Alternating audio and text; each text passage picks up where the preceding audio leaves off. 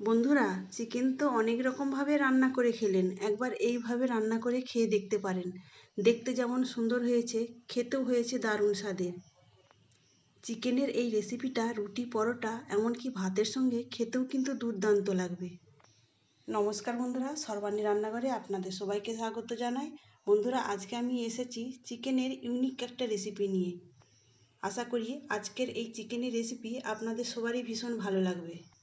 তাহলে চলুন দেখে নিন আজকে আমি কিভাবে এই চিকেনের রেসিপিটা বানিয়ে নিলাম।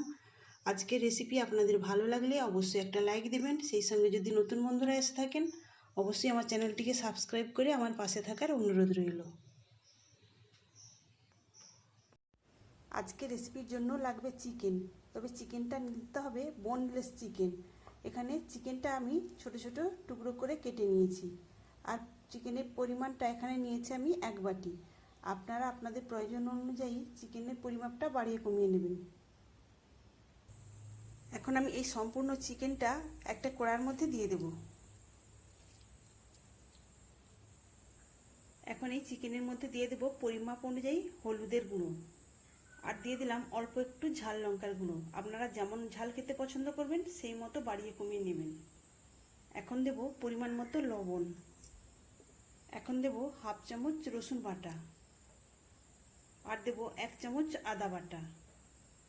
এখন দেব জল, তবে আমি যে বাটি মেপে 1 বাটি চিকেন নিয়েছিলাম সেই বাটি মেপে 1 বাটি জল দিলাম। এখন আমি গ্যাসটাকে অন করে দিয়েছি। এখন এই চিকেনের মধ্যে দেওয়ার জন্য নিয়েছি গাজর। গাজরটাকে আমি ঠিক এইভাবে কেটে নিয়েছি, হাফ বাটি গাজর আমি দিয়ে দিলাম। সব কিছু নেড়েচেড়ে এখন মিশিয়ে নেব। আর সেদ্ধ হতে এগুলো আমি যতক্ষণ সময় লাগবে ততক্ষণ পর্যন্ত এইভাবে করে নেব।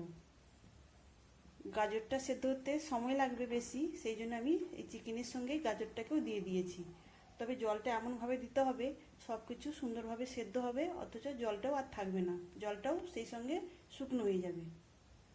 সেই জন্যই খুব বেশি জল দেওয়া যাবে না, আর কম জল দিলেও হবে না।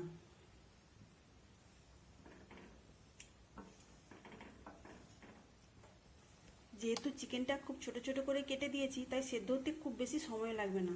তাই আমি হাই ফ্লেমেই এটাকে আমি 3 থেকে 4 মিনিট ঢেকে রেখে দেব সেদ্ধ হওয়ার জন্য। এখানে আমি চিকেন আর গাজরটাকে মিনিট 4 এইভাবে ঢাকা চাপা দিয়ে রেখে দিয়েছিলাম, আর অনেকটাই চিকেনটা সেদ্ধ হয়ে গেছে।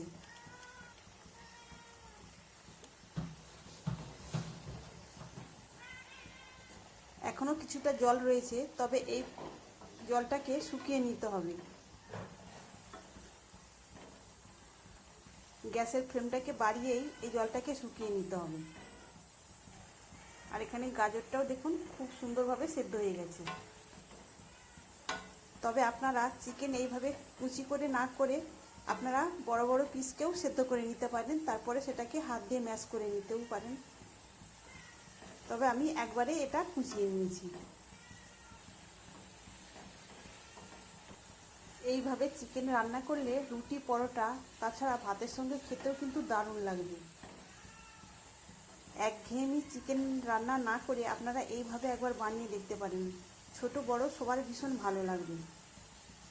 এখানে দেখুন বন্ধুরা, এই চিকেনের জলটা অনেকটাই কমে এসেছে, খুবই সামান্য রয়েছে। তবে এটা থাকলে আর অসুবিধা নেই। এখন আমি এটাকে একটা পাত্রে নামিয়ে নেব। এখানে দেখুন বন্ধুরা, সেদ্ধ করা চিকেন আর গাজরটা আমি নামিয়ে নিয়েছি। আমি কড়াটা না ধুয়েই তার মধ্যেই দিয়ে দিয়েছি 2 টেবিল চামচ সরিষার তেল। তবে আপনারা চাইলে কড়াটা ধুয়েও নিতে পারেন। এখন আমি এর মধ্যে দিয়ে দেব অল্প একটু গোটা জিরে, আর দিয়ে দেবো 2 কোয়ার মতো রসুন। সেটাকে আমি কুচি করে কেটে নিয়েছি। যেহেতু আমি আগে রসুন বাটা দিয়েছিলাম, তাই আমি অল্প একটু রসুন কুচি দিলাম। রসুন কুচিটাকে এখন একটু ভেজে নিতে হবে, কাঁচা গন্ধ চলে যাওয়া অবধি।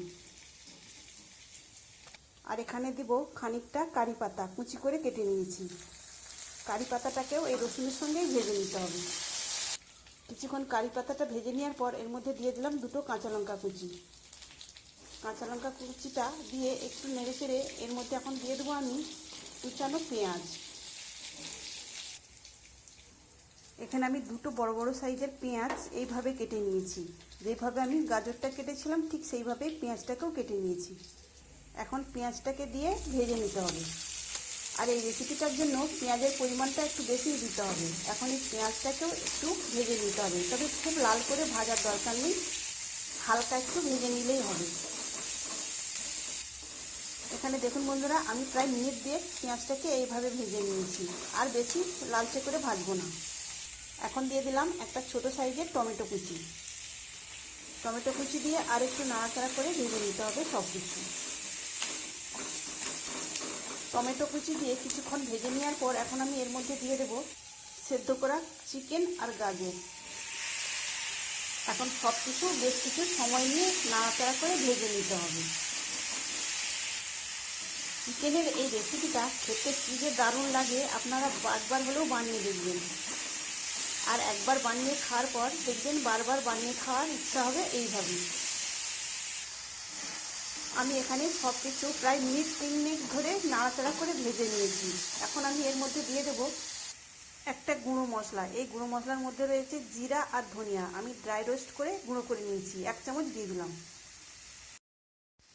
আর এখানে নিয়েছি আমি হাফ চামচের থেকে একটু বেশি চিকেন মশলা। এখন এই গুঁড়ো মশলা দিয়ে আরও মিনিট খানেক সব কিছুর সঙ্গে ভেজে নিতে হবে।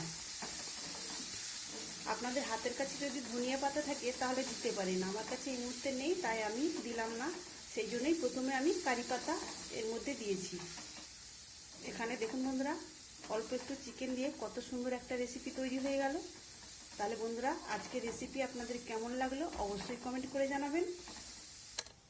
এখানে আমার সম্পূর্ণ রান্নাটা হয়ে গিয়েছে, এখন আমি এটাকে নামিয়ে নেব। তাহলে বন্ধুরা, আজকের মতো আসি। সবাই ভালো থাকবেন, সুস্থ থাকবেন, ধন্যবাদ।